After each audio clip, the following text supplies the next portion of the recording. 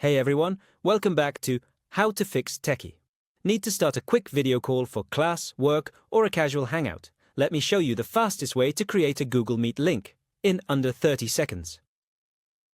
Alright, here's what you do. Open any browser and head over to meet.google.com. Once you're there, click the New Meeting button. You'll see three options. Create a meeting for later. Start an instant meeting.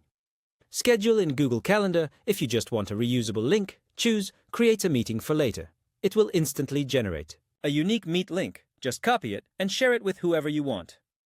If you want to jump into the call right away, choose Start an instant meeting. It'll take you into the meeting room and you can copy the link from there too. And if you're planning a future meeting, pick Schedule in Google Calendar and it'll guide you through creating an event with auto-generated Meet details.